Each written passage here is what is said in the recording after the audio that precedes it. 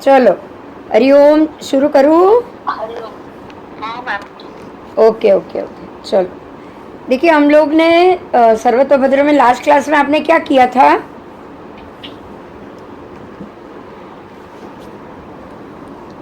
कोई बताएगा? मैंने नहीं लिया था, रीना मैम ने लिया था। क्या कराया था? हाँ, हाँ,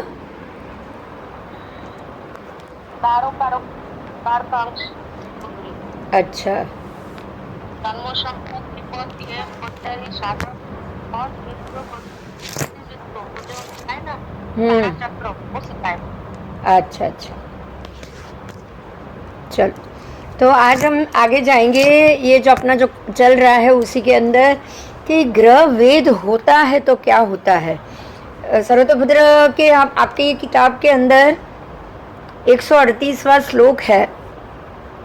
सूर्य, मंगल और शनि, जब ये तीनों का वेद हो जाए, ये तीनों को, सूर्य मंगल शनि तीनों को पापग्रह माना है। हाँ मैम। हाँ, तो जब पाप ग्रह का वेद होगा तो तकलीफ और ये बढ़ेगी ना। हाँ हाँ, पाप ग्रह के वेद होने से तकलीफ में बढ़ोतरी होती है। तो यहाँ ये बताया है कि अगर पाप ग्रह का वेद होगा तो क्या क्या हो सकता है। मैं बोल रही हूँ, ध्यान से सुनिए। सूर्य मंगल शनि के वेद में अगर चंद्रमा भी आ गया तो 3 जन्मों में शीर में रोग, ज्वर, उदर, भगंदर, रक्तपित्त आदि रोग और डाकिनी और शाकिनी से भय होता है। देखो, ये कोई छोटी बात बताइए, बताओ। हाँ, एक में नहीं, 3 जन्मों में। हाँ समझ में आ रहा है? क्योंकि सूर्य मंगल, आपको ये ध्यान देना है, सूर्य मंगल और शनि ये तीनों पापग्रह है। अगर 3 पापग्रह, ये तीनों के तीनों पापग्रह अगर कुछ समय के लिए अगर वेद में हो रहा है और साथ में चंद्रमा भी आ गया तो सूर्य चंद्र दोनों आ जाने और कर्म शनि यानी कि कर्म, ये तीनों आ जाने के कारण ऐसा कहा गया है कि तीनों जन्म में, एक में नहीं, तीनों जन्म में सिर में रोग, ज्वर, उदर, भगंदर और रक्तपित्त आदि बड़े बड़े रोग होते। त्रिजन्मसु शिरो रोगो ज्वरोदर भगंदरा। और डाकिनी शाकिनी से भय अलग। डाकिनी शाकिनी को भूत प्रेत और जो पिशाच और जो होते हैं उनकी बात की है यहाँ। उनसे भी भय होता है। तो यहाँ आपको ये समझना है कि अगर सूर्य चंद्र और शनि मंगल चारों अगर गिरफ्त में आ जाते हैं ना, वेद एक साथ चारों पे हो रहा है ना, मतलब ये चारों कहीं एक साथ कोई किसी राशि में हो और नक्षत्र के साथ इनका भी अगर वेद हो जाए तो इसमें बिल्कुल अच्छा फल नहीं है। पाप ग्रह जो नक्षत्र से वेद करता हो, उस नक्षत्र को छोड़ के जिस समय दूसरे नक्षत्र पर चला जाए और उसका भी वेद निकल जाए तो उस समय वही ग्रह अपने वेद के अशुभ फल को मिटा के निश्चय शुभ फलदायक हो जाता है। मतलब कि पाप ग्रह जो नक्षत्र से वेद करे, जो नक्षत्र के ऊपर से, वो नक्षत्र छोड़ के अगर वो दूसरे नक्षत्र पर चला गया हो, यानी कि उसका वेद निकल गया, वो नक्षत्र का वेद निकल गया। अब वो नक्षत्र का वेद निकल जाएगा तो अशुभ मिट जाएगा कि नहीं मिट जाएगा? देखो, ग्रह वेद नहीं, ग्रह वेद तब होगा जब नक्षत्र वेद होगा, बराबर? हाँ, हाँ मैम। हाँ ग्रह वेद तब होगा जब नक्षत्र वेद होगा। अगर वो नक्षत्र से वो ग्रह निकल चुका है और दूसरे नक्षत्र में चला गया तो जाहिर है ना कि वो आपको तकलीफ नहीं देगा, तो वो शुभ हो जाता है, शुभ फलदायक हो जाता है। अगर ग्रह आपको छोड़ के कहीं और भी निकल गया ना तो ऐसा समझ लो कि ये अभी आपके लिए अच्छा हो गया है, बराबर? नक्षत्र छोड़ दे तो जब वेद हो रहा है तो अशुभ है, वेद को छोड़ देता है तो वो ग्रह शुभ हो जाता है। चंद्रमा के वेद से मिश्र फल मिलता है। पूर्ण चंद्र से शुभ और क्षीण चंद्र से अशुभ।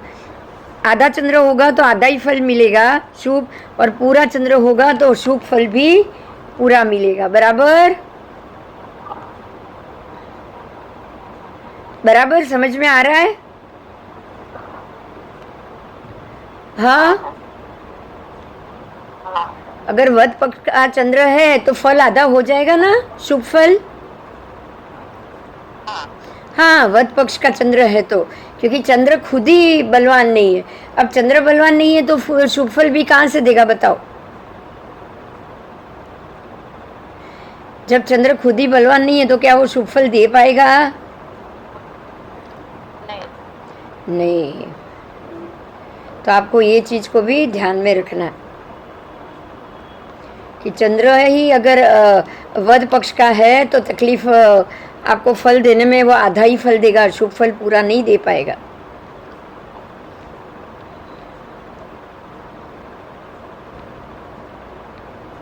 बराबर।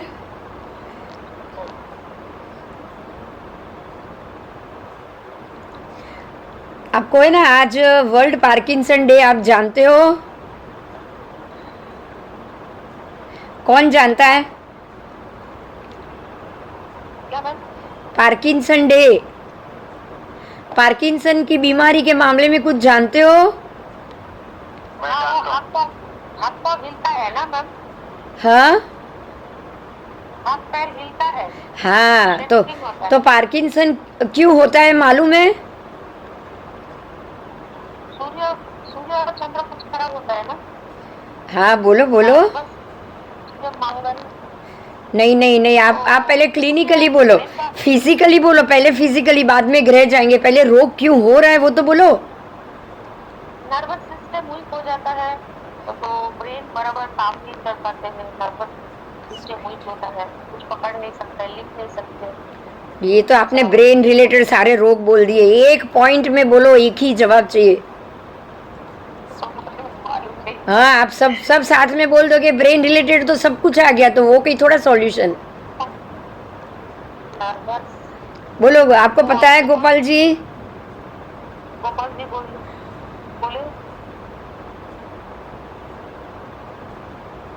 हाँ, वो एक तरह से ब्रेन पैरालाइज हो जाने वाला, जिसमें मेमोरी लॉस हो जाती है। नहीं नहीं नहीं नहीं, ये भी नहीं है इसमें ब्रेन। मेमोरी लॉस नहीं होता है। हाँ, ब्रेन पैरालाइज तब तक तो थोड़ा भी ठीक है, लेकिन ऐसा पैरालाइज में तो क्या होता है, वन साइड ब्रेन बंद होता है, इसमें वन साइड नहीं होता है। देखो मैं आपको इसका थोड़ा सा बहुत ही 2 लाइन में ही अगर बोला जाए तो ब्रेन हमारा डोपामाइन क्रिएट करता है, बराबर। हाँ, हमारे जो स्मॉल ब्रेन है नीचे का, उसके अंदर से एक स्राव बनता है जिसको आप हमारे जो 2 चक्र है ना, जिसका नाम है ब्रेन के 2 नहीं, मैं एक मिनट आपको बता रही हूँ। ग्लैंड है जो pineal and pituitary gland, right, right. याद आया? Pineal gland, pituitary gland. तो पीनियल ग्लैंड नहीं, लेकिन पिट्यूटरी ग्लैंड में डोपामाइन बनता है, क्रिएट होता है। जो स्राव होता है वो है, उसका नाम है डोपामाइन। हाँ, अगर आपका ब्रेन डोपामाइन क्रिएट करना बंद कर दे, समझ में आ रहा है? अगर आपका ब्रेन ये डोपामाइन को क्रिएट करना अगर बंद कर देता है तो उसको बोला जाता है पार्किंसन। तो उसका ट्रीटमेंट है ना मैम?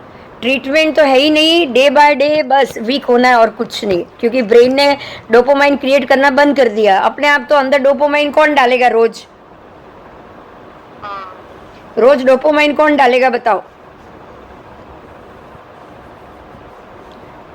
डाल सकता है कोई? नहीं मैम। हाँ, देखो अभी मैं आपको बता रही हूँ, अभी आपने ये सुना सिर दर्द, सूर्य से होते हुए रोग, उसमें सिर दर्द सुना?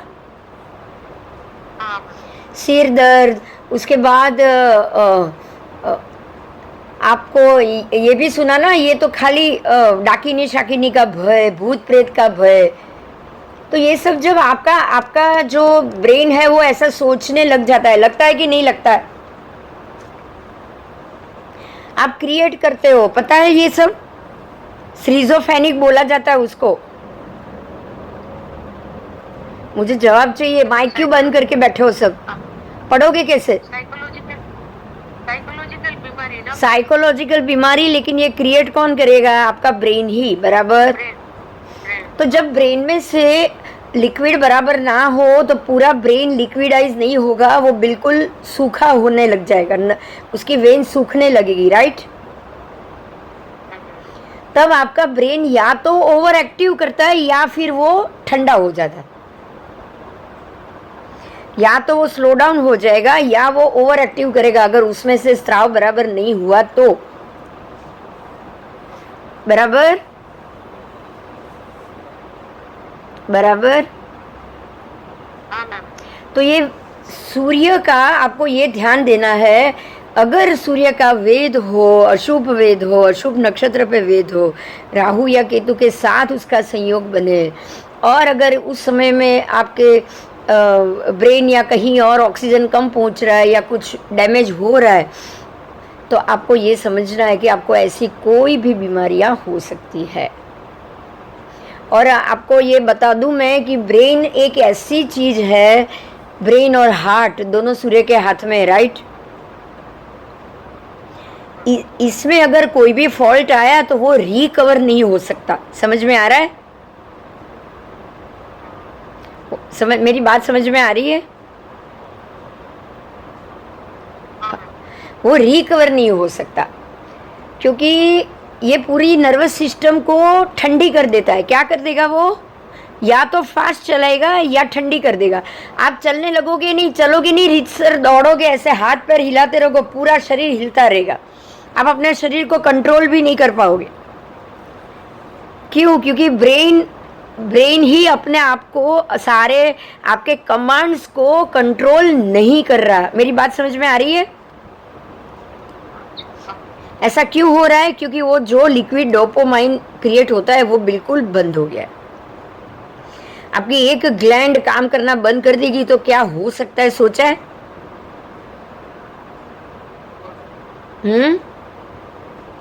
बहुत सीरियस हो सकता है। हाँ, बहुत सीरियस हो सकता है, बहुत ही सीरियस हो सकता है। डोपामाइन बनना ही बंद हो जाएगा। तो आपको अपने सारे ऑर्गन्स और हर एक चीज़ को संभाल के रखना है। और आपको ये भी मालूम होगा कि ये छोटे ब्रेन पे या यहाँ पे ही वो डोपामाइन हो रहा है, इसी जगह पे पीछे। तो अगर वहाँ पे अगर किसी ने चोट मार दिया, कुछ लगा दिया, तो भी आदमी तुरंत मर जाता है, मालूम है ना? हाँ, इधर कोई फटका मारेगा छोटे ब्रेन पे तो क्या होगा? सेंसलेस हो जाता है ना। हाँ, वो तुरंत ही उसका कनेक्शन ही ब्रेन का कनेक्शन ही स्टॉप हो जाएगा। होगा कि नहीं? ब्रेन का आपसे कनेक्शन स्टॉप हो जाएगा। अगर जैसे ही स्टॉप हुआ तो सारी स्विच ऑफ हो गई कि नहीं हुई, बताओ? हो गया। हाँ, हो गया। तो आपको यही सोचना है कि ऐसे ऐसे ग्रह से जरा जभी भी वेद होगा, और वो भी सूर्य शनि ये सब साथ में, तो क्या हो सकता है? सोचो, क्या हो सकता है? और ब्रेन के हाथ में तो सूर्य, ब्रेन, अब ब्रेन किसके हाथ में है बताओ? अब ग्रह की बात करो, किसके हाथ में है? सूर्य के हाथ में। ब्रेन सूर्य के हाथ में है, तो सूर्य का कंट्रोल और नर्वस सिस्टम किसके हाथ में? नहीं नहीं, सूर्य के हाथ में नहीं। हाँ, मर्क्यूरी के हाथ में, मर्क्यूरी के हाथ में। नर्वस सिस्टम मर्क्यूरी के हाथ में। तो होगा क्या कि जो मैसेज ब्रेन को जाएगा वो नर्वस सिस्टम को देगा कि भाई, अरे यहाँ तक कि अगर आपको यूरिन भी जाना होगा ना, यूरिन भी जाना होगा ना, तो उसके ऊपर भी कंट्रोल नहीं रहेगा, यूरिन भी लीक होना शुरू हो जाएगा। आपका जैसे ब्रेन पे कंट्रोल हट जाता है तो आपके यूरिन, आपके जो भी बॉडी पार्ट, आपका खाना, हाथ चम्मच पकड़ने को भी काम नहीं आएगा, पता है? ना आप हाथ से कुछ पकड़ सकोगे, आप अपने हाथ को स्टेबल भी नहीं रख पाओगे, ऐसे हिलता रहेगा, आप उसको स्टेबल भी नहीं रख सकते, बॉडी को स्टेबल नहीं रख सकते। यूरिन भी हो जाए, यूरिन में भी कंट्रोल नहीं होगा। क्यों? क्योंकि नर्वस सिस्टम और ब्रेन दोनों एक साथ, क्योंकि नर्वस सिस्टम को ऑर्डर कौन देता है? ब्रेन। ब्रेन नर्वस सिस्टम को ऑर्डर देगा। अब आपका ब्रेन ही प्रॉपर काम नहीं कर रहा है, डोपामाइन बन नहीं रहा है, ब्रेन ओवर काम कर रहा है, तो वो नर्वस सिस्टम को मैसेज दे पाएगा? नहीं। और नर्वस सिस्टम को मैसेज तब मिले, नर्वस सिस्टम को मैसेज मिल गया भाई मेरे को वॉशरूम जाना है, वॉशरूम दिखाई नहीं दे रहा है, तो मुझे अभी जब तक वॉशरूम नहीं दिखे मुझे उस पर कंट्रोल करना है, बराबर? तो आप कंट्रोल करके बैठोगे। अगर नर्वस सिस्टम को ऐसा मैसेज मिला तो ब्रेन देगा ही नहीं तो क्या होगा बताओ? क्या होगा? आप कंट्रोल कर पाओगे? नहीं। तो फिर आपका रोग बढ़ेगा या घटेगा? बढ़ जाएगा। तो रोग किसके कारण हुआ?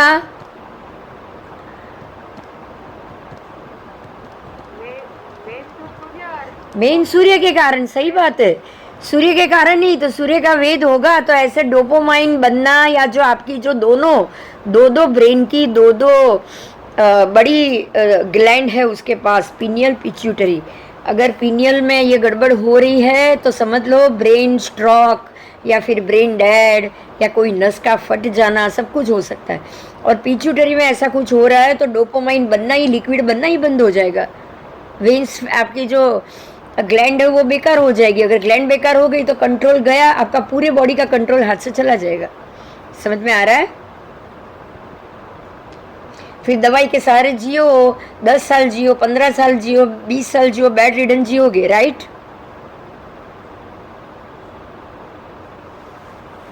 हाँ हाँ या ना? हाँ, वो तो अपना ऊपर का पीनियल ग्लैंड के कारण जाता है। आपके ऊपर की ग्लैंड में अगर कुछ प्रॉब्लम हुआ है तो आपके सारे ब्रेन की जो एक्टिवेशन है वो बंद हो जाएगी, फंक्शन बंद हो जाता है। तो इसीलिए आप कोमा में चले जाते हो। हेमरेज बोला जाता है इसको, ब्रेन हेमरेज भी बोला जाता है। कोई नस फट जाए क्योंकि वो ऊपर का ब्रेन काम करना बंद कर देगा। अब ये नीचे का ब्रेन है जो पिट्यूटरी ग्लैंड, अगर वो ग्लैंड में से लिक्विड बनना बंद हो गया, जैसे डोपामाइन बनाता है, वो डोपामाइन ही है जो आपकी पूरी नर्वस सिस्टम को कंट्रोल कर रहा है। समझ में आ रहा है?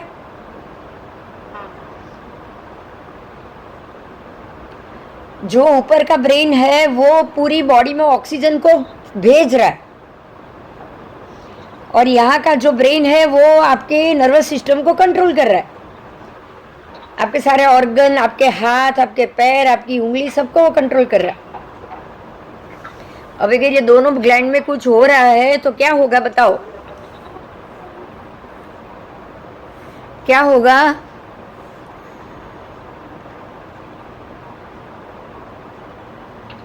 हाँ,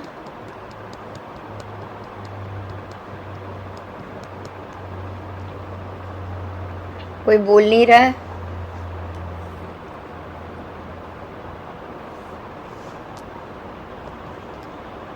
मेरी आवाज नहीं आ रही है क्या?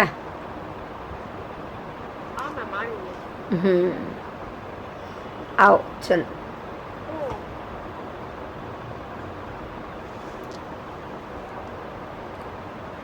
आगे जाएंगे।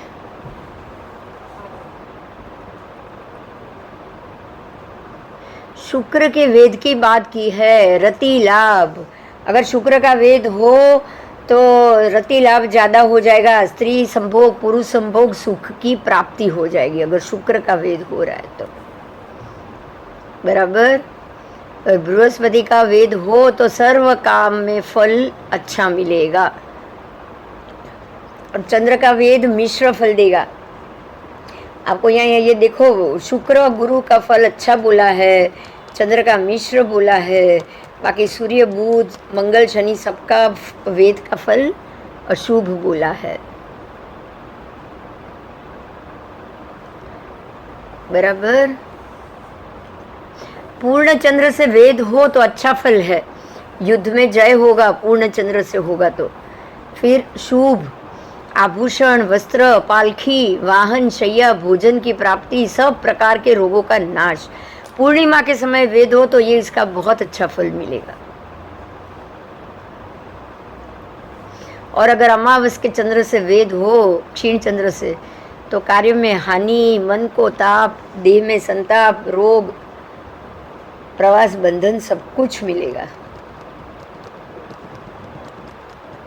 अब बुध का वेद हो तो क्या? बुध का वेद हो तो स्त्री, पुत्र, शिष्य से सुख, राजा की कृपा मिले, क्योंकि बुध वैसे भी मैसेंजर है। शांति, विवाह, राजा से मानपान, खेती, व्यापार, नौकर, कैद से छूटना, बुध छुड़ाएगा आपको। रोग का नाश, उत्तम बुद्धि, राज्य का लाभ और यश प्राप्त होता है। बराबर। अगर बुध अस्त हो या नीच का हो या क्रूर ग्रह से युक्त हो तो सारा शुभ फल है वो अशुभ बन जाएगा, अगर बुध वीक है तो। ये तो कोई भी ग्रह के लिए आपको समझना है, ठीक है? कोई भी ग्रह शुभ होगा तो ही फल मिलेगा, अशुभ होगा तो सारा फल विपरीत हो जाएगा।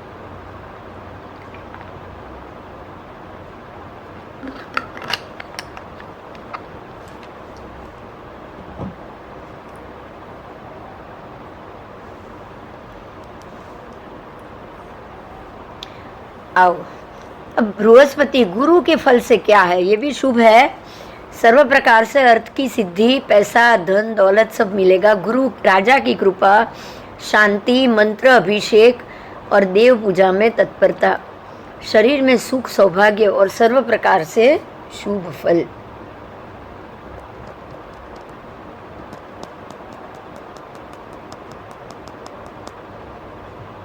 आओ, अगर बृहस्पति क्रूर हो यानी कि अशुभ हो, अगर गुरु शुभ है तो सब ठीक है, लेकिन अशुभ हो तो मृत्यु, व्याधि से पीड़ा, रोग, मृत्यु सब हो जाएगा। उसके बाद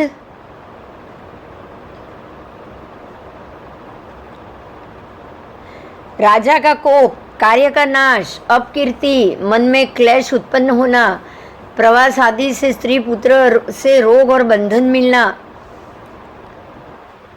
समझ में आया?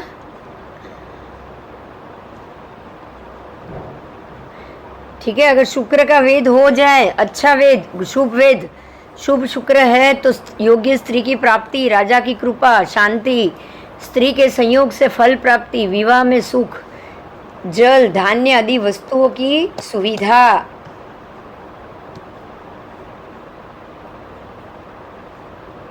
और अगर शुक्र अशुभ है तो धन की हानि, पशुओं का क्षय, स्त्री से झगड़ा, कलह, तो निश्चय से सर्व प्रकार की हानि और शारीरिक क्षमता का भी घटना, आपकी इम्यूनिटी भी घटना।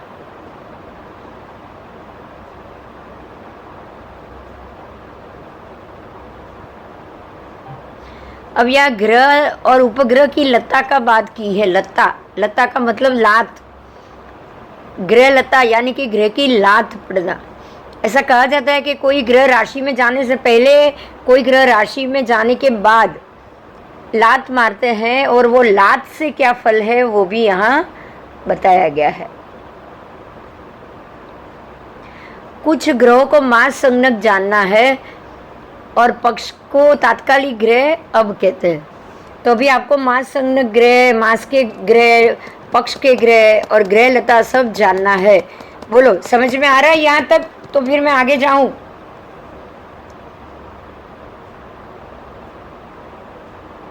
हाँ, आगे बढ़िए मैम। हाँ, अभी जो नक्षत्र पे सूर्य हो वो नक्षत्र से 12वें नक्षत्र पे अगर केतु आता है, केतु से 17वें नक्षत्र पे बुध हो, बुध से चौथे पे शुक्र हो, शुक्र से 14वें नक्षत्र पे राहु हो, राहु से 18वें नक्षत्र पे मंगल हो, मंगल से 13वें नक्षत्र पे बृहस्पति हो, बृहस्पति से 10वें नक्षत्र पे शनि हो और शनि से 15वें नक्षत्र पे चंद्रमा। अगर इस क्रम से ग्रह हो तो उसको ग्रह लता कहा जाता है। अब ये तो सिचुएशन बहुत कम होती है और आजकल तो आप इस चीज़ को देख भी नहीं पाओगे। देख पाओगे क्या सब ग्रह को? बताओ।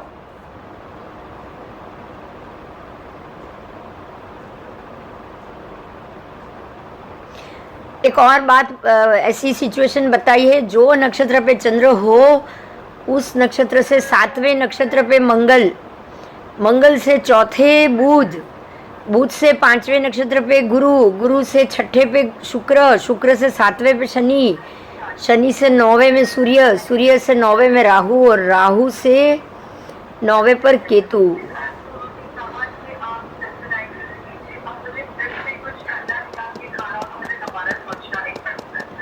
आज जरा माइक बंद करो, कौन छे?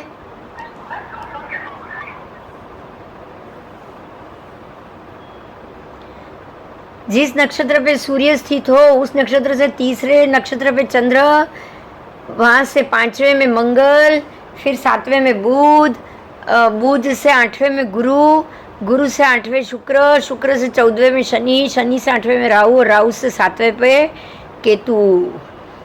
तो ये भी क्षण के ग्रह जानने, हर एक क्षण के, प्रति क्षण के। तो ये बहुत ही सूक्ष्म फलादेश है, इसको तो देखना भी शायद मुमकिन नहीं है। आप देख पाओगे क्या? बोलो फलादेश में। कॉम्प्लेक्स तो है, पर ये एक बात समझना है कि ये हर बार नहीं होता है। ये भी हमको समझना पड़ेगा कि ऐसी सिचुएशन बराबर यहाँ से ये नक्षत्र में ये ग्रह, ये नक्षत्र में ये ग्रह, ये बार बार नहीं आता है। समझ में आ रहा है? हाँ, ये सिचुएशन बहुत कम आएगी। तभी तो हम बोलते हैं ना कि कितने सालों के बाद, हजारों सालों के बाद अच्छा मुहूर्त है, ऐसा नहीं बोला जाता है। हाँ, ऐसा बोलते हैं कितने करोड़ों सालों के बाद भी अच्छा मुहूर्त है, ऐसा बोलते हैं, मालूम है ना?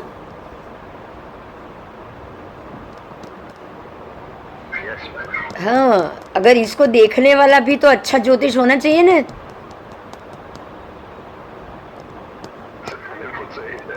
हाँ, तो खाली अद्धर अद्धर देख के तो ज्योतिष बनेगा तो क्या फायदा, बोलो।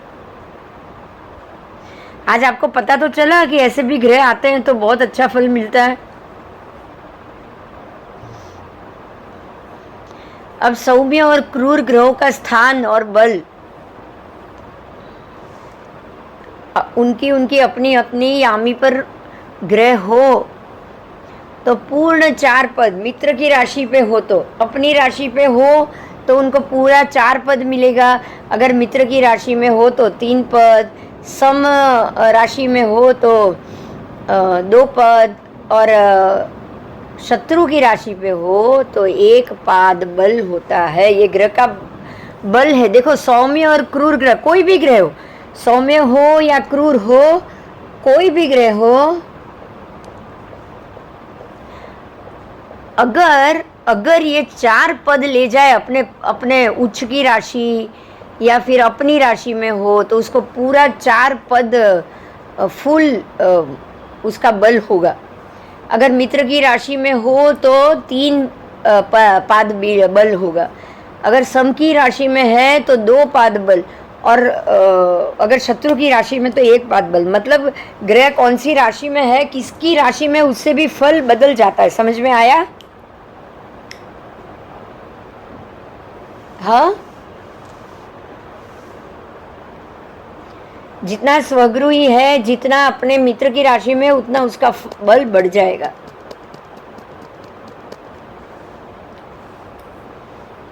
सौम्य ग्रह अगर अपनी राशि पे हैं तो पूरा 20 वसा बल माना जाता है। मित्र में हो तो 15 वसा, सम में हो तो 10 वसा, और शत्रु की राशि में तो 5 वसा बल होता है। क्रूर ग्रहों का स्थान फल शत्रु की राशि में हो तो पूरा 20 वसा। देखो, जितने क्रूर ग्रह शत्रु की राशि में जाएंगे उतना उसका बल बढ़ जाएगा। सम की राशि में है तो 3/4, उससे पूरा उल्टा। मित्र की राशि में हो तो आधा, और अपनी राशि में हो तो चौथाई बल हो जाता है। ये तो मैंने भी आज पहली बार सुना। आपने सुना ऐसा?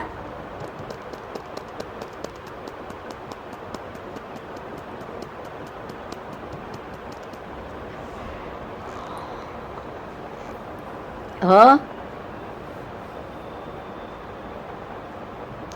यदि ये फल देने वाला ग्रह अगर वक्री हो तो जो पहले फल प्राप्त हुआ है उसका डबल फल जानना है। और अगर शीघ्र हो तो अपने स्वभाव अनुकूल उसको जितना देने का मन होगा वो उतना ही देगा।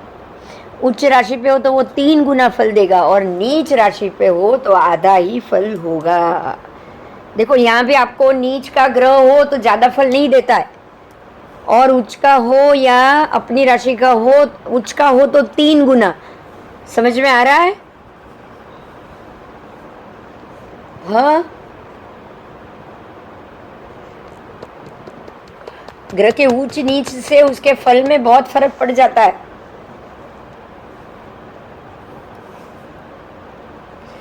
क्रूर और सौम्य ग्रह वक्री तथा मार्गी गति, उच्च और नीच राशि और स्वमित्र सम तथा शत्रु स्थान से ग्रहों के बल और फल दोनों में फर्क पड़ जाता है।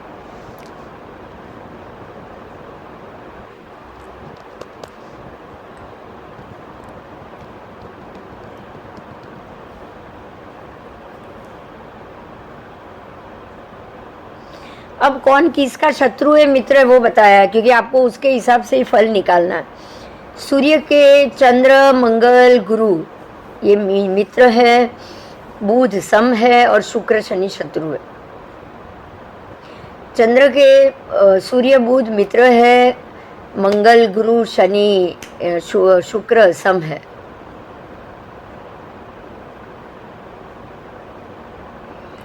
मतलब चंद्र का कोई शत्रु नहीं है। मंगल के सूर्य चंद्र गुरु मित्र है, शुक्र शनि सम है और बुध शत्रु है। बुध के सूर्य शुक्र मित्र है, मंगल गुरु और शनि सम है और चंद्रमा शत्रु है। बृहस्पति के सूर्य चंद्र मंगल मित्र है, शनि सम है और गुरु शुक्र शत्रु है।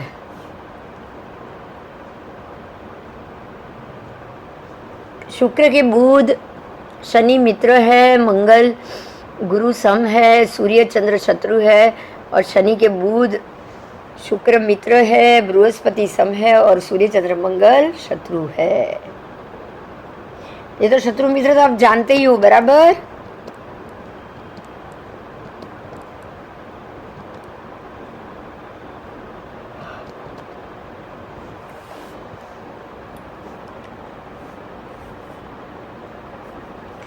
बारह राशि बोली गई है, मेष से लेके मीन तक। उसमें से मेष और वृश्चिक का स्वामी मंगल, वृषभ तुला का शुक्र, मिथुन कन्या का बुध, कर्क का चंद्र, सिंह का सूर्य, मकर और कुंभ का शनि और मीन और धन का गुरु।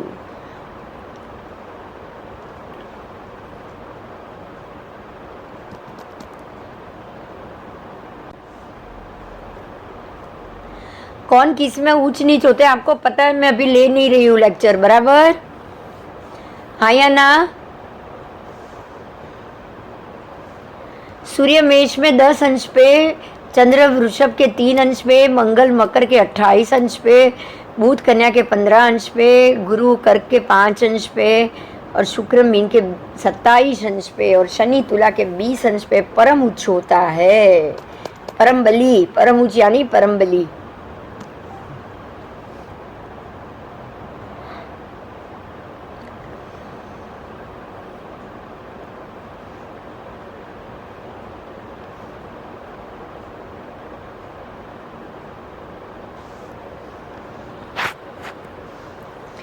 फिर राहु का कन्या राशि स्व क्षेत्र है, मिथुन राशि को उच्च माना है, धन को नीच माना है, फल और वर्ण आदि शनि के तुल्य ही माना है। केतु को मीन स्वगृही, धन उच्च की, मिथुन और नीच की और राहु और केतु का फल समान माना है। राहु केतु की आपस में मित्रता बताई है और दूसरे ग्रहों से उसकी शत्रुता है। राहु का मित्र कौन? खाली राहु केतु। तिथि राशि अंश, अंश का मतलब है नवांश, और नक्षत्र में से जो क्रूर ग्रह से विदा गया हो उसको समस्त शुभ कार्य में वर्जित करना है। कोई भी तिथि हो, राशि हो, अंश हो, अगर वो कोई क्रूर ग्रह से वेधा गया या नक्षत्र हो तो उसको शुभ कार्य में से छोड़ देना। बराबर।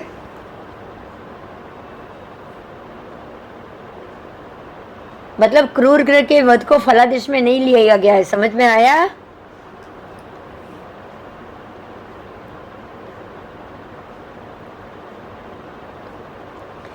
विधि हुई तिथ्यादिक में विवाह करे तो आनंद नहीं मिलता, यात्रा करे तो वापस नहीं आता, और रोग का प्रारंभ हो तो रोगी रोगों से नहीं छूटता। बराबर। तो ऐसे जब भी वेद हो तभी ऐसा कोई भी शुभ काम को नहीं करना चाहिए।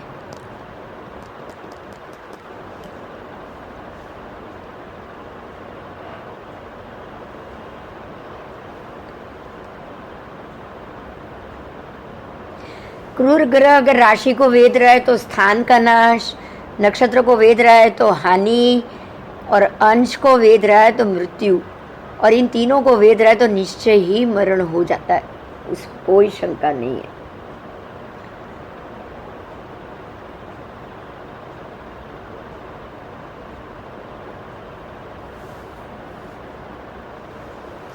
राशि, नक्षत्र और अंश तीनों में से जिसके ऊपर भी क्रूर ग्रह की दृष्टि हो उसको भी शुभ कार्य में वर्जित कर देना है, क्योंकि सूर्य की दृष्टि से मन को खेद होता है, मंगल की दृष्टि से वध होता है, युद्ध और निश्चय मृत्यु मिलती है, शनि की दुष्ट दृष्टि से हानि और देह में पीड़ा, राहु की दृष्टि से घाव लगना, और केतु की दृष्टि से विष प्राप्ति। देख लिया कितना अशुभ है? बोलो। हाँ, कोई प्रश्न?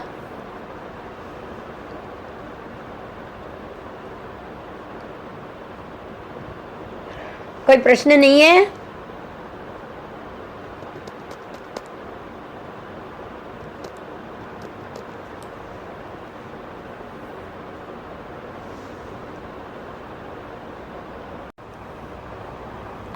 अब आगे रोग के समय में क्रूर ग्रह का वेद। मान लो कि आपका रोग शुरू है, देखो एक ग्रह के वेद से, सूर्य, शनि, ऐसे पाप ग्रह के वेद से रोग शुरू होता है, ये हमने जाना। अगर ऐसा रोग का वेद, ग्रह का वेद हुआ, रोग चल रहा है, और ऐसे समय में अगर वक्र गति से, मान लो कि सूर्य का वेद चल रहा है और रोग शुरू हो गया, अब शनि का वक्र गति से, वक्री शनि का वेद हुआ तो और बढ़ेगा ना रोग? हाँ,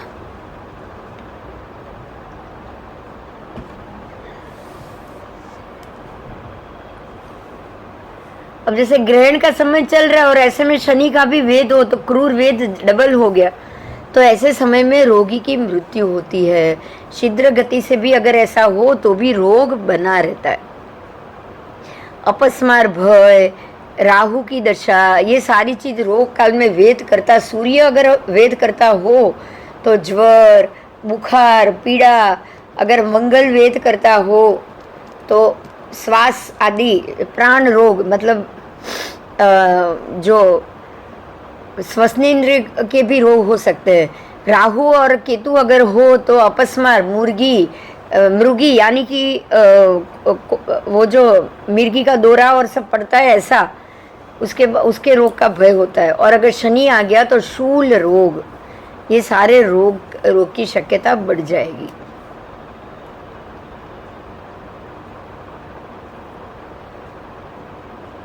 अगर आपके नाम के नक्षत्र को, या नाम के नक्षत्र को बोला गया यानी कि चंद्र का नक्षत्र, अगर चंद्र के नक्षत्र पे क्रूर ग्रह का वेद हो तो नेत्र पीड़ा, मन को क्लेश, उद्वेग और मति भ्रम भी होता है।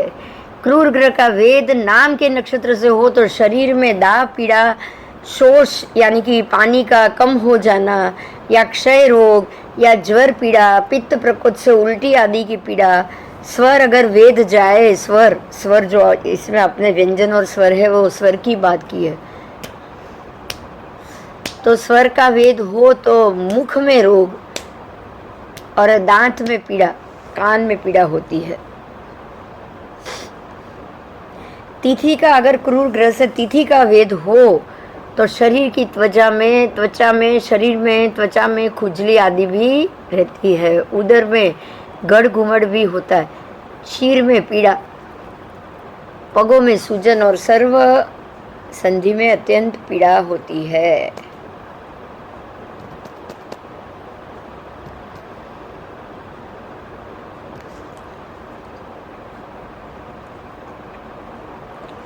क्रूर ग्रह का वेद अगर नाम की राशि को हो तो, अब चंद्र राशि भी आ गई, किसी किसी की नाम अलग राशि से होती है तो डबल राशि की तकलीफ उसको पड़ती है।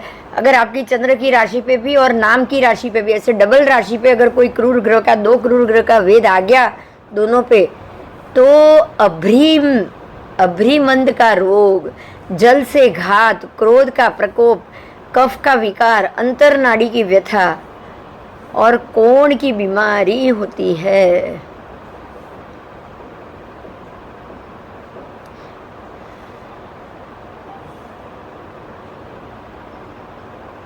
सर्वतोभद्र चक्र में जो दिशा के नक्षत्र आदि वेधे जाए उस दिशा में भग होता है, और उसे किला वेधे तो खंडित हो जाता है, और विधे हुए स्थान में अगर कोई पवित्र प्रवेश कर रहा है तो बलवान शत्रु मौका पाकर अचानक आपके ऊपर धावा भी बोल देता है और युद्ध में घाव भी मिलता है। मेष, वृषभ, मिथुन और कर्क, ये 3 को पूर्व में माना है। देखो वृषभ, मिथुन और कर्क, और मैंने जो आपको बताया था वो थोड़ा अलग ढंग से था, वो मकर, कुंभ और मीन, वो 3 पूर्व में। वृष, मिथुन, ऐसे ऐसे आपको उसको बिठाना है, पूर्व से चालू करना है राशि से।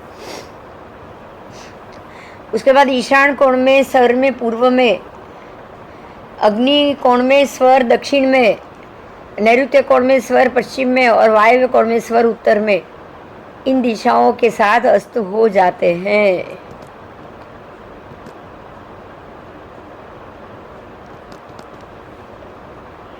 जो दिशा की राशियों में अगर सूर्य हो उस दिशा के नक्षत्र, स्वर, वर्ण, राशि, तिथि, ये सब में 3.25 महीने तक अस्त हुए जानने चाहिए।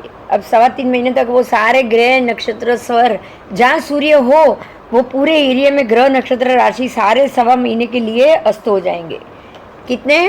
3 महीने के लिए। कितने महीने के लिए?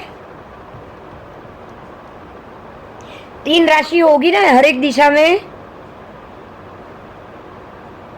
ये फलादेश का बहुत महत्व का मुद्दा है, जवाब मिलेगा।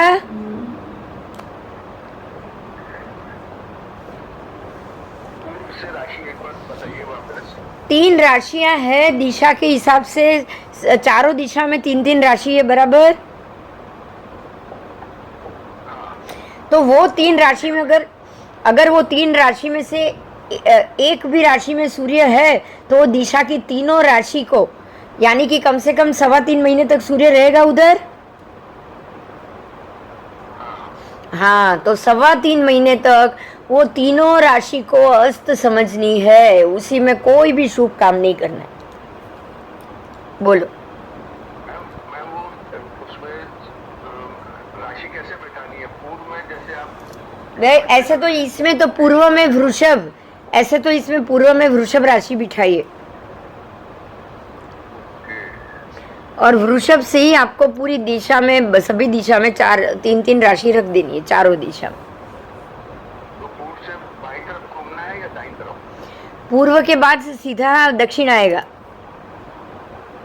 अच्छा, ठीक है। ओके, समझ में आ गया।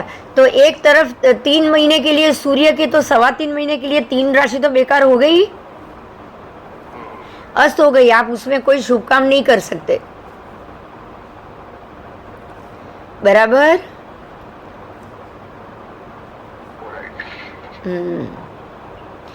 अब यहाँ का जो भी नक्षत्र अस्त हो गया, राशि अस्त हो गई, तो अगर उसमें अगर आप शुभ काम कर रहे हो तो रोग, ठीक है, वर्ण अगर अस्त हो गए तो हानि, स्वर अगर अस्त हो गए तो शोक, राशि अस्त हुई है तो विघ्न, तिथि अस्त हुई है तो भय, और पांचों के पांचों अस्त हो चुके हैं तो निश्चय से उसका मरण होता है, मृत्यु प्राप्त होगी। अब समझ में आ रहा है कि जो दिशा में सूर्य है उसकी तीनों राशियों को अशुभ माना है। क्लियर हुआ?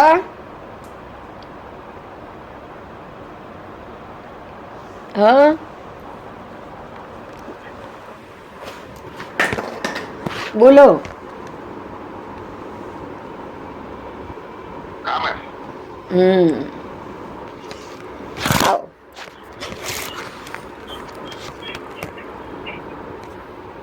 आओ चलो आगे भी जाएंगे।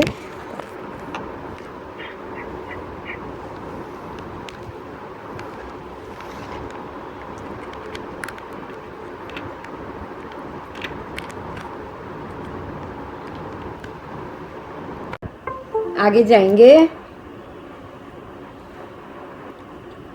क्रूर ग्रह का वेद आपके नाम की राशि से हो तो अग्नि मंद का, अभ्रीमंद का रोग, जल की घात, क्रोध का प्रकोप, कफ का विकार और अंतर नाड़ी की व्यथा, ये हो गया, ये हो गया। आओ आगे।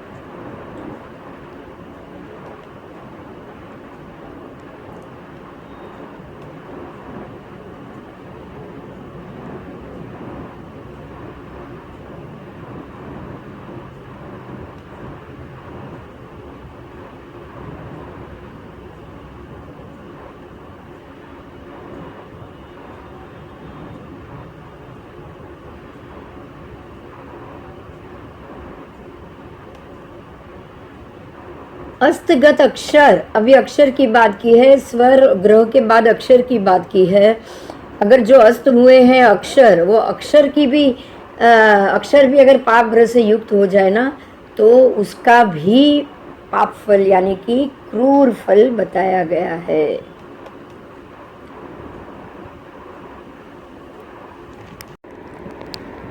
चलो अब आगे जाएंगे।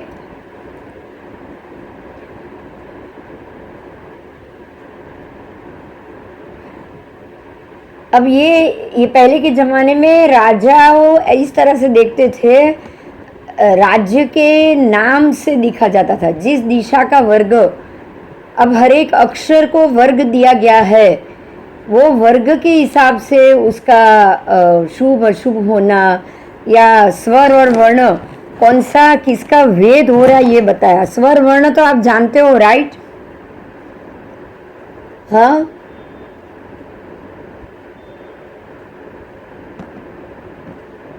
तो उस नगर में जाना, उस नगर में रहना, कौन सा नगर आपको सूट करेगा, वो सारे ये नक्षत्र के जो शब्द आ रहे हैं नाम के, गांव और नगर के, उसके शब्द से उसको जो वर्ग दिया गया है वो वर्ग के हिसाब से इसमें काम होता था, फलादेश होता था। समझ में आया? हाँ,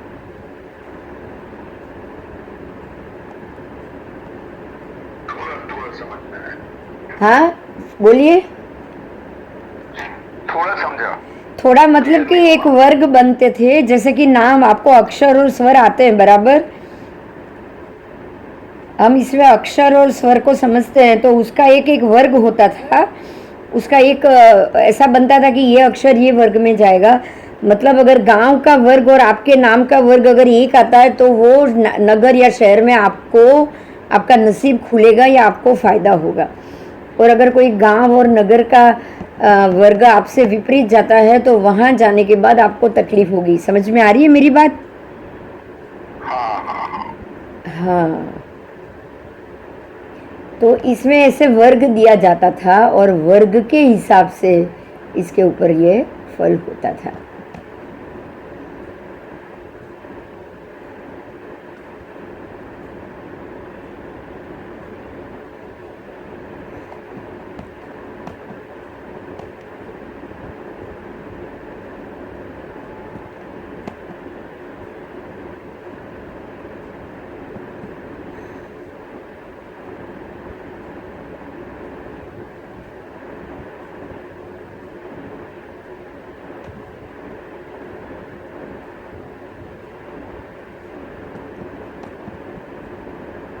इसका पूरा एक कोष्ठक होता है, इसमें अभी मेरे को मिल नहीं रहा है ये बुक में, अगर मिल गया तो उसको सामने रख के ही इसका वो प्रेडिक्शन करेंगे।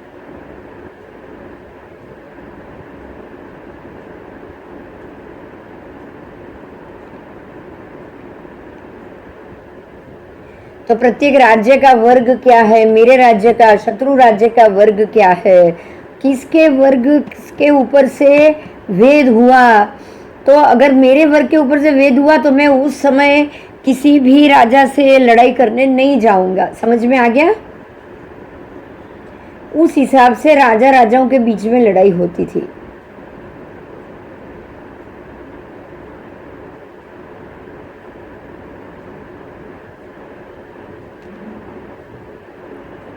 आज अगर कोई बोले कि आपको ये चलो अभी कूर्म ग्रह की व्यवस्था समझेंगे। कूर्म चक्र कछुए का जैसे आकार में सारे नक्षत्रों को बिठाया जाता है और प्रत्येक नक्षत्र को हर एक दिशा के अंदर उसको स्थित किया जाता है। आओ, वृषभ, मिथुन राशि और कर्क राशि को पूर्व दिशा में, उसके बाद सिंह, कन्या और तुला को दक्षिण दिशा में, वृश्चिक, धन, मकर को पश्चिम दिशा में, कुंभ, मीन और मेष को उत्तर दिशा में लिखी गई है। जो दिशा में की राशि में सूर्य हो वो एक दिशा 3 महीनों के लिए अस्त हो जाती है और बाकी की 9 राशि की दिशाएं 9 महीने तक सदा उदय रहेगी। समझ में आ गया?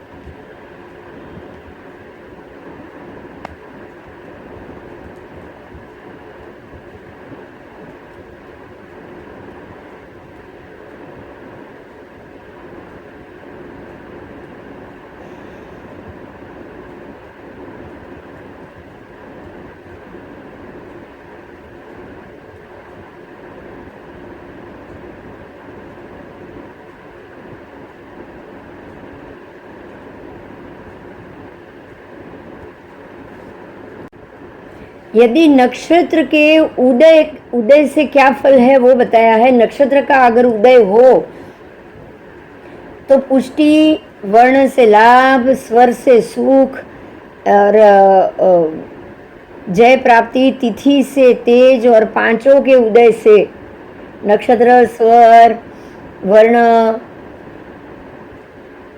तिथि, तो उसके उदय से अपूर्व पद की प्राप्ति होती है।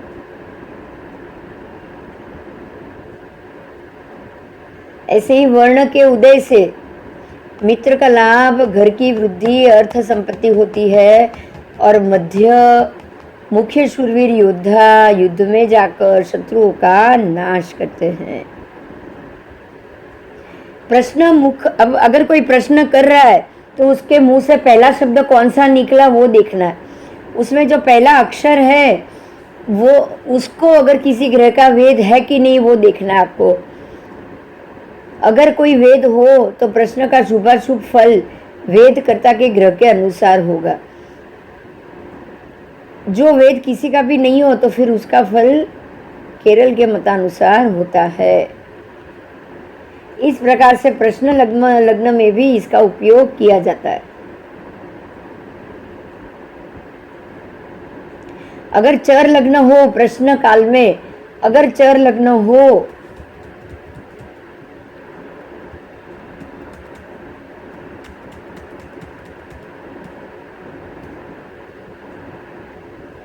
तो उस लग्न का फल चरादि स्वभाव के अनुकूल जानना है। चर लग्न के समय में वस्तु का मिलना दुर्लभ है। चर लग्न हो तो चीज नहीं मिलेगी। चर लग्न का अर्थ ये होता है स्वभाव कि ये त्वरित है और वो चीज त्वरित आपसे आगे ही भाग रही है, आपसे दूर जा रही है, मतलब ये चीज अभी मिलेगी नहीं।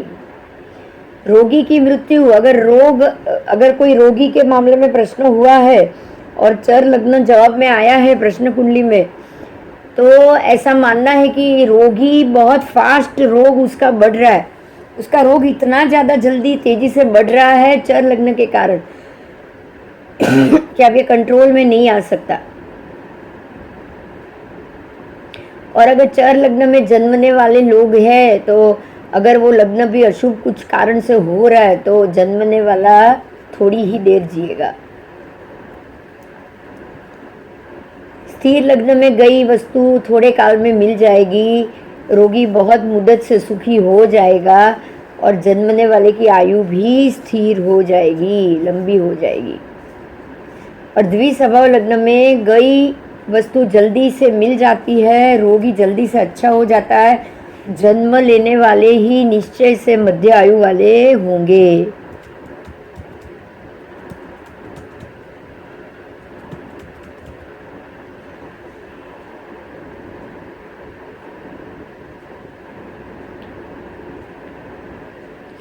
अक्षर, तिथि, स्वर, राशि और नक्षत्र ये पांचों का वेद एक ही समय में दोनों ओर से क्रूर ग्रह द्वारा हो रहा हो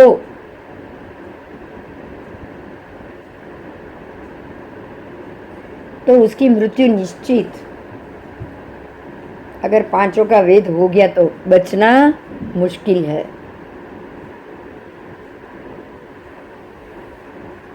ठीक है,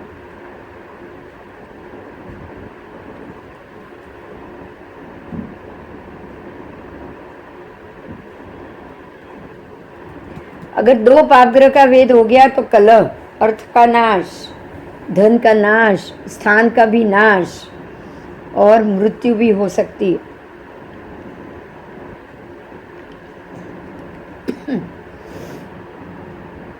जिस मंडल, नगर, जिला, पुर, ग्राम, दुर्ग और देवालय को दोनों ओर से दो क्रूर ग्रह वेदे तो उसका भी निश्चय से नाश होता है।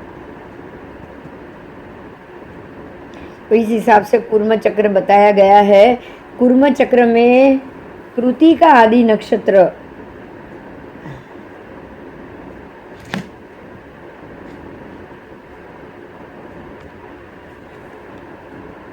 कूर्म चक्र में कृतिका, रोहिणी, सौम्य, कृतिका, रोहिणी, मृगशीर ये तीनों नक्षत्र कूर्म चक्र के मध्य में है। समझ में आया? मृगशीरा बराबर कूर्म चक्र के मध्य भाग में है।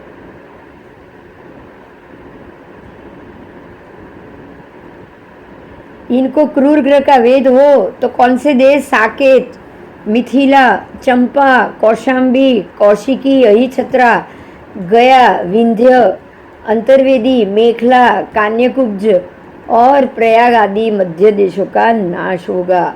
ये मध्य देश यानी आपका पूरा एमपी भी इसी में आ जाएगा। इंडिया अगर भारत से अगर देखना हो तो पूरा मध्य प्रदेश या एमपी। समझ में आया? हाँ हाँ। और अगर आपको समझो कि गुजरात में मध्य देखना है या महाराष्ट्र में मध्य, आप हर एक राज्य का भी मध्य देख सकते हो। दिल्ली का मध्य, राजस्थान का मध्य, ऐसे सब जगह का भी मध्य इससे देखा जा सकता है।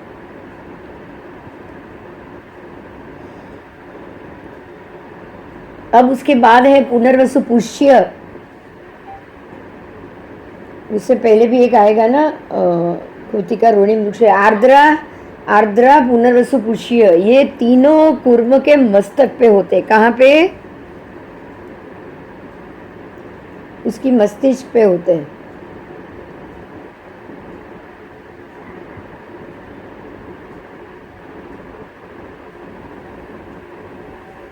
यानी ये पूर्व दिशा हो गई। इनको क्रूर ग्रह का वेद हो तो गौड़ देश, हस्तिबंध, चराष्ट्र, कामरूप,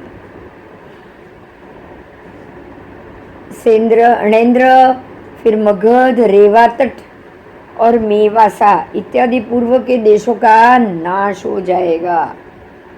समझ में आया? अगर ये तीन नक्षत्र पर वेद हुआ तो मतलब नक्षत्र जो दिशा में जो सिटी के ऊपर है उसको तकलीफ होगी। बराबर?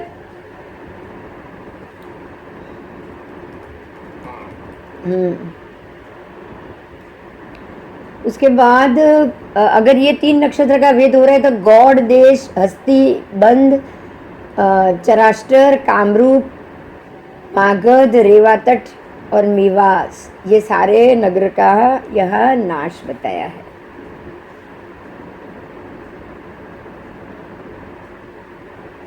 अब है आश्लेषा, मघा, पूर्वा, फाल्गुनी, ये तीन कूर्म चक्र के अग्नि कोण के पाद में, आगे के अग्नि में पाद, आगे का भी राइट वाला पाद।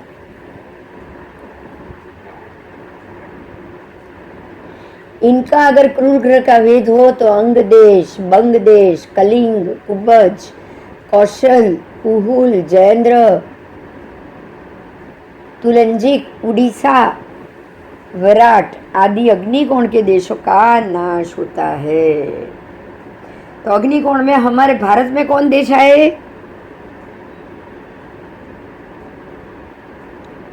हाँ,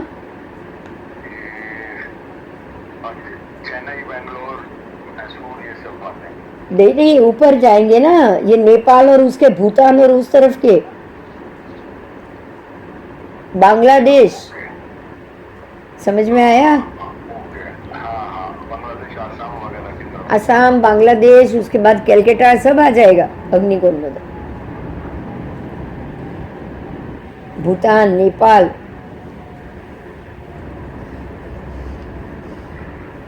अब है आश्लेषा, मघा और पूर्वा फाल्गुनी। अगर ये तीन नक्षत्र कूर्म चक्र के अग्निकोण के पाद में है, अग्निकोण मतलब अब दक्षिण और पूर्व के बीच वाला, इनमें अगर क्रूर ग्रह का वेद हो जाए तो अंग, बंग, कलिंग, कुब्बज, कौशल, उहुल, जयेंद्र, तुलंजिक, उड़ीसा, वराट आदि अग्निकोण के देशों का नाश होता है। अगर ये बंद हो जाए तो आप वापस आ जाना गोपाल जी। हाँ, आप और भावना, क्योंकि ये कूर्म चक्र पूरा करेंगे अपन। हाँ ठीक है, कूर्म चक्र 28 नक्षत्र खत्म। हाँ, आप तो टायर्ड नहीं हो रहे हो? मैं आप तो नहीं थक रहे हो? नहीं नहीं नहीं नहीं नहीं, आप लोग हो ना तो मैं ये एक, आप लोग हो तो मैं खाली 28 नक्षत्र खत्म कर दूंगी बस।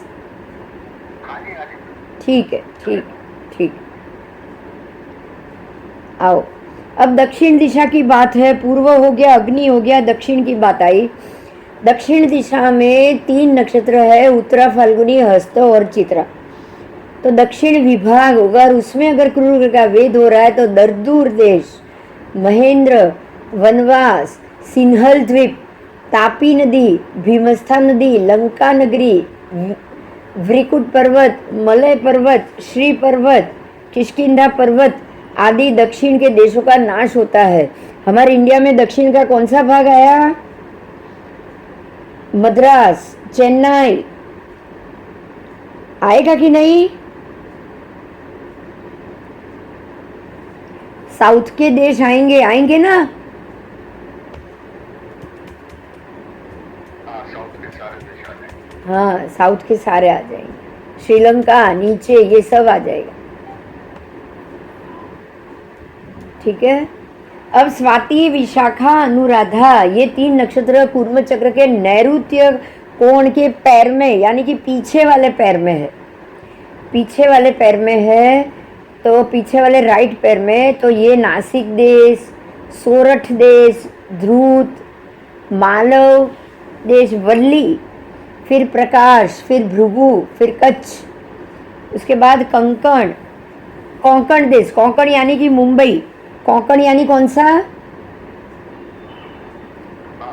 मुंबई। गुजरात, मुंबई सब। हाँ, फिर बेड़ापुर, मोढेरा आदि नैऋत्य कोण के प्रदेश आए। ये सारा नैऋत्य कोण है, बम्बई और ये सब है ना भारत के, इंडिया में। हाँ, हाँ, बिल्कुल। और थोड़ा आप नीचे उतरोगे तो खंभात और मिलेगा ना, वो सब भी अखात कोने में जाओगे तो। हाँ, पूना तक आ जाएगा, कवर हो जाएगा। हाँ,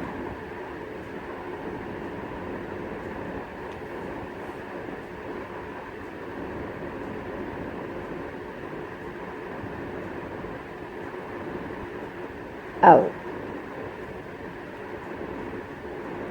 इनमें अगर वेद हो तो नासिक, सोरठ, ध्रुत, मालव, वल्ली, प्रकाश, भृगु, कच्छ, कंकण देश यानी मुंबई, बेड़ापुर, मोढेर इत्यादि नैऋत्य कोण के देशों का नाश होता है। तो यहीं पे ही यहाँ धरतीकंप होगा। आपको पता है गुजरात और कच्छ में बहुत बार धरतीकंप हुआ है कि नहीं?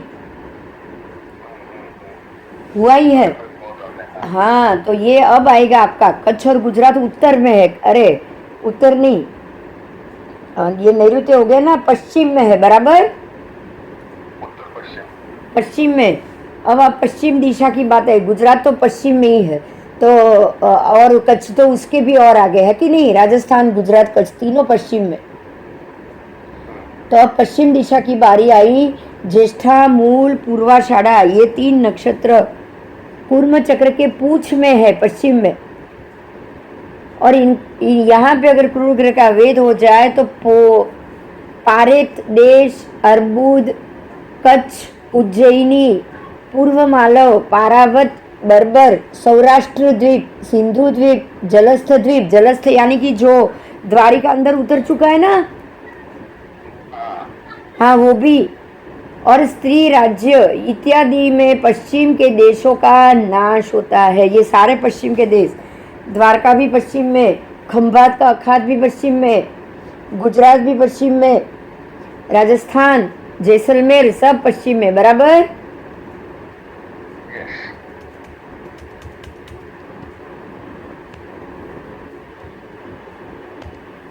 ओ उत्तराषाढ़ा, श्रवण और घनिष्ठा ये 3 नक्षत्र कूर्म चक्र के वायव्य कोण के पाद में है। और यहाँ अगर क्रूर ग्रह का वेद हो रहा है तो गुर्जर देश, यामुन, मरुदेश यानी मारवाड़, राजस्थान मारवाड़ जो है वो, उसके बाद सरस्वती जालंधर, सरस्वती नदी का रूट उधर पे है, समझे? चलो, तो ये मारवाड़, राजस्थान ये सब वायव्य कोण में है। मेरु, श्यग, वालू का समुद्र, विराट देश यानी विराट देश, फिर सरस्वती नदी उसका रूट भी वहीं पे है, और जालंधर देश, ये सब वायव्य कोण के देश हैं, ठीक है। शतारा, पूर्व भाद्रपद, उत्तर भाद्रपद ये 3 नक्षत्र कूर्म चक्र के उत्तर की कुक्षी में। तो उत्तर में यहाँ पे कश्मीर, गजनी, नेपाल, कीर, फिर खुरासान, मथुरा है ना, स्म्लेच्छ देश,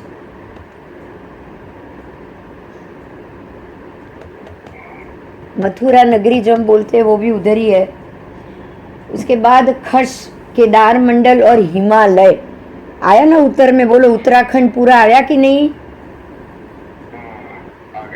हाँ, आओ। इसके बाद रेवती, अश्वनी और भरणी। अब ये 3 नक्षत्र कूर्म चक्र के ईशान के पैर में, ईशान में जो पैर है लेफ्ट साइड का आगे का, उसकी बात हो रही है। ईशान के पैर में यहाँ अगर क्रूर ग्रह का वेद हो रहा है तो गंगा द्वार, कुरुक्षेत्र, श्रीकंठ, हस्तिनापुर, अश्वचक्र, एकपाद, गजकर्ण यानी हस्तिनापुर। समझ में आया? हाँ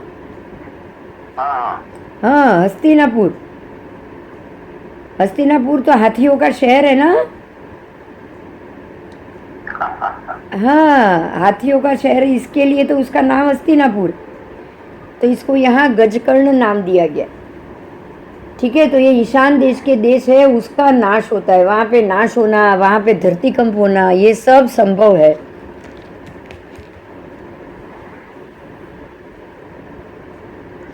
आगे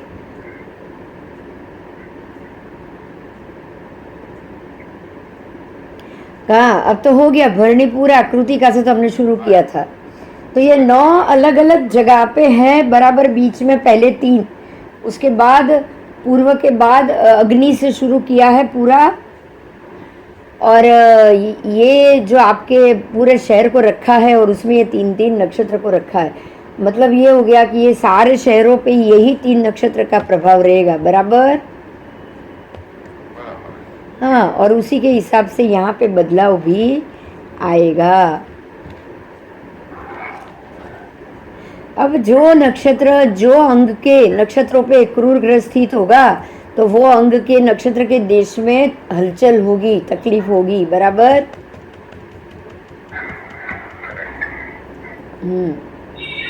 और जिस अंग के नक्षत्र को क्रूर ग्रह का वेद हुआ हो वो अंग के देश में निश्चय से किसी न किसी प्रकार की पीड़ा होगी। अब आपको है ना, जैसे ये भरत कुर्म देखा है ना, ऐसे ही आपको पूरी दुनिया का भी कुर्म देखना है। तो दुनिया का कुर्म कैसे देखोगे? जैसे कि हमारे ऊपर उत्तराखंड में उत्तर में ही चाइना, रशिया सब आए हैं, और आप देखोगे तो उत्तर के बाद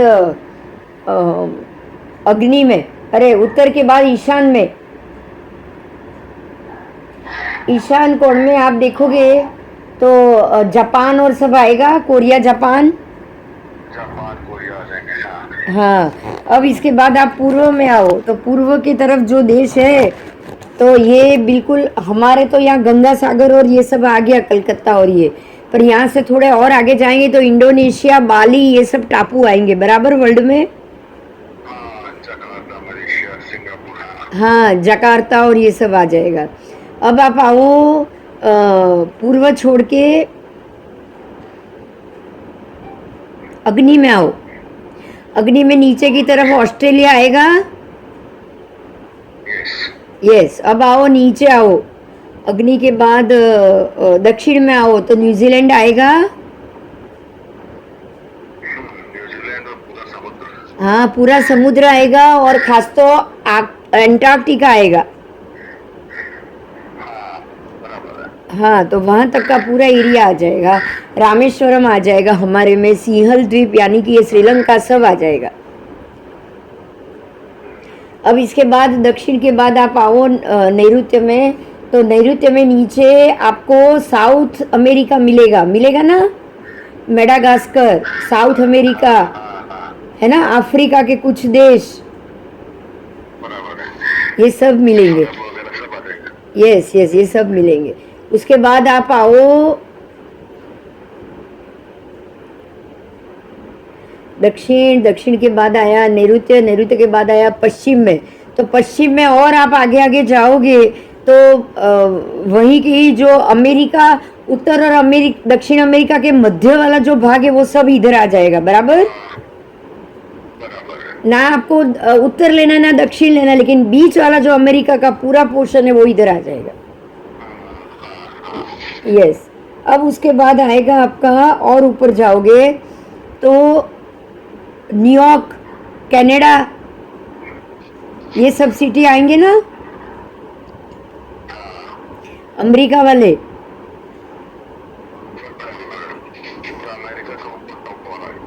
हाँ हाँ, तो ये आपकी कौन सी दिशा आई? वायव्य आई, नॉर्थ वेस्ट, ये वायव्य दिशा है।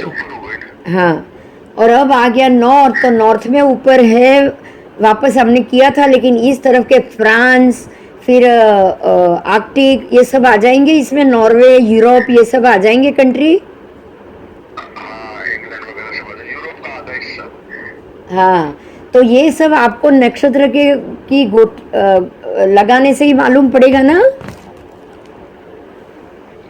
अगर आप नक्षत्र इस तरह से लगाओगे तो ही मालूम पड़ेगा, नहीं तो मालूम पड़ेगा क्या? बोलो। नहीं। तो इस प्रकार से नक्षत्र लगाने के बाद हमको इसका इस तरह से, अगर ये नक्षत्र जो नक्षत्र में तकलीफ हो तो वो नक्षत्र के शहर और सिटी में भी दिक्कत होगी कि नहीं? बोलो। नक्षत्रों का वेद हो रहा होगा तो उस तरफ, उस दिशा में जो भी होगा सिटीज, उनमें परेशानी पैदा होगी। हाँ, अच्छा, अब देखो यहाँ तक तो हमने ये आपका कुर्म चक्र से ये देखा। अब हम अगले क्लास में ये देखेंगे कि ये प्रत्येक नक्षत्र के भी जाति है, मतलब किसी, हाँ, किसी नक्षत्र को ब्राह्मणी जाति बताई है, किसी नक्षत्र को क्षत्रिय जाति बताई है। तो अब कौन से नक्षत्र में कौन सी जाति आ रही है, तो कौन से जाति को ये तकलीफ देगा, और बाकी का आगे का तो बहुत अभी बाकी है, वो सब हम अगले क्लास में करेंगे, बराबर। Right ma'am. हाँ, और अगला क्लास शायद अगले शनिवार रविवार को नहीं होगा, क्योंकि मैं जरा बाहरगांव जा रही हूँ। मैं 17 तारीख के बाद आऊंगी, तो मेरा तो लेक्चर बाद में ही हो पाएगा। चलेगा मैम। ठीक है, तो शायद 2 संडे निकल जाए। तो मैडम है ना? हाँ, मैडम है, वो ले लेंगे। तो उनको जो जैसे सब्जेक्ट जाएगा वो जाएगा, लेकिन मेरा सब्जेक्ट अभी 2 संडे के लिए नहीं हो पाएगा। ठीक है मैम। ठीक है, चलेगा। ठीक है। हाँ बोलो, कोई प्रश्न है तो बोलो। हाँ, तो इंटरेस्टिंग था ना सब्जेक्ट पूरा। हाँ मैम। अब आप सोच सकते हैं कि अगर हाँ, अगर ये किसी भी कंट्री में या अर्थक्वेक हो रहा है या कुछ भी प्रॉब्लम हो रहा है, तो कौन से नक्षत्र में ये वेद हुआ होगा मालूम पड़ जाएगा ना आपको। हाँ, उल्टे तरीके से मालूम हो जाएगा। हाँ, और अगर ये नक्षत्र में वेद हो रहा है तो मालूम पड़ा है, तो भी आप सोच सकते हो कि भी ये नगरी में, ये जगह पे, ये सिटी में कहीं ना कहीं कोई प्रॉब्लम होगा। तो इससे आपको फलादेश में बहुत आसानी होगी, है ना। यस। यस, चलो ठीक है, फिर रजा लूँ। Okay ma'am. Okay yes ma'am. Okay okay, ठीक है जी। जय जिनेंद्र, बाय, हरिओम बाय बाय बाय। हरिओम हरिओम हरिओम। हरिओम।